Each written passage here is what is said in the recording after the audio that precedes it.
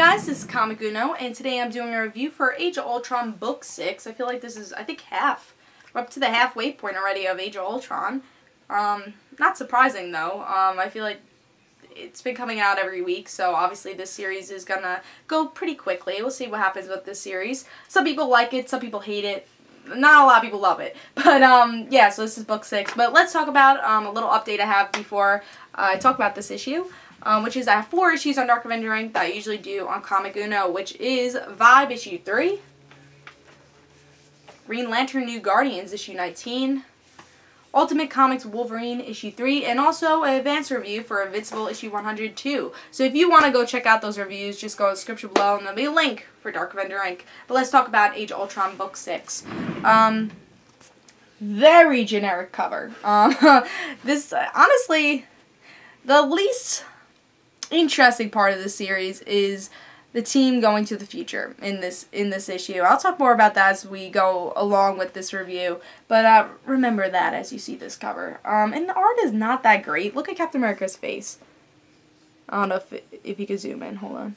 Yeah. That looks a little weird. Really, looks like he has wrinkles on his face, you know? And the Storm doesn't look that great. Red Hulk looks okay. I don't know. I just don't really like the cover that much. Generic. It's not that great for a cover, especially for an event cover. But let's talk about this issue, see if I like that, though. In this issue, it is divided. We finally figure out what this story is about in the last issue, which I really like to find out what this is about.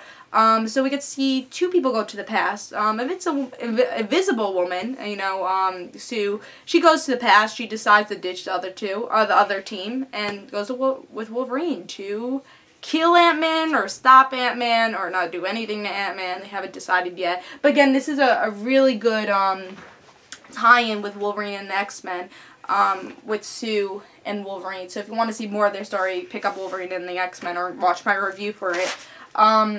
So we get to see a good connection with that, the first actual tie-in of Age of Ultron. But, so we get to see a lot with Sue and Wolverine, see what choice they make with Ant-Man. And the choice they make, Sue actually has to think, should I kill Ant-Man? It stops Wolverine for a second. It's like, what are you doing? And then Wolverine's like, remember your family. Sue's like, alright. And she allows Wolverine to kill Ant-Man. So Ant-Man's dead. And then they're like, alright, so we'll go to the present now and see what happens. So next issue we'll actually see what happens. I'm sure this is why we get this alternate reality. And, yeah. So we'll see with that.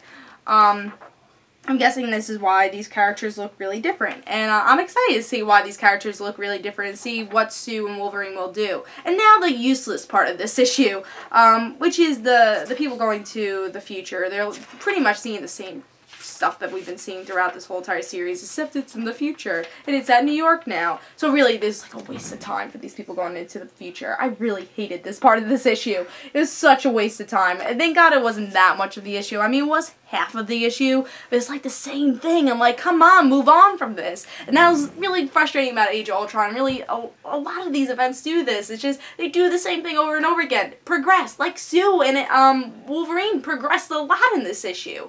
And that's what I really liked about this issue. And I'm excited to see how it changes in the next issue, see how this is alternate reality. But the other team, I'm like, do something already. And they don't do anything. They just randomly fight the Ultrons. And they're like, oh, it's the same thing. And they go to the future instead. I'm like, alright, whatever. It just frustrated me a lot.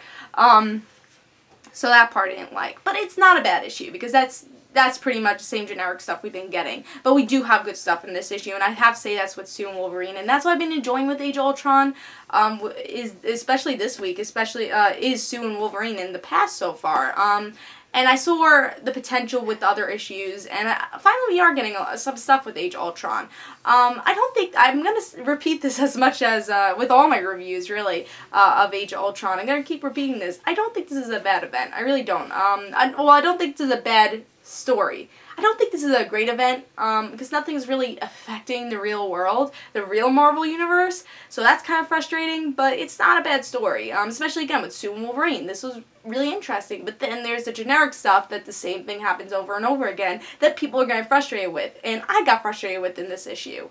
That's why it really was not a perfect issue. It's not a great event, but it's not a bad story, and that's why I'm following this. It really is not as bad as what we've gotten in the past, so I'm excited to see where the series goes, but I'm going to wait it out. I'm going to see what happens in the end of this, and then call saying this was a horrible event, or this was a good event. I really have to see how this affects the real world, and it seems like we are going to have that alternate reality, alternate universe, with the next issue, and hopefully that's kind of a climax for this event. But I don't know when that's actually coming out. I think it's coming out probably next week, because it comes out like every week, Age of Ultron. And that's why it's going so quickly, this story. But yeah, so I'm going to give this 3.5. It wasn't a bad issue, because the stuff that did happen was really good. The stuff that didn't happen, we've been seeing throughout the whole issue, but I won't complain about that anymore. But yeah, I'm going to give it a 3.5. It's worth picking up. Stuff happens. It's not the best issue. It's not the best event.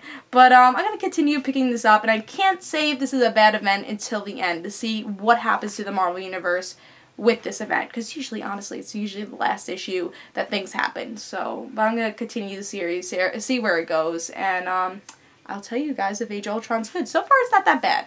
But it could really go this way. It could go downhill, or it could go up. And I'm really hoping it goes up, or at least stays, like, moderate. So we'll see. Yeah, so I give it a 3.5. I say pick up this issue. Not that bad of an issue. Oh, but also I'm going to mention the art wasn't that great. The one thing I've been liking about the art, like, this is pretty good. I like the background the most, but we didn't really get to see that much in this issue. But there's other parts that really aren't that great. Like Sue over here, her shocked face. Wolverine looking like he has like goth makeup on.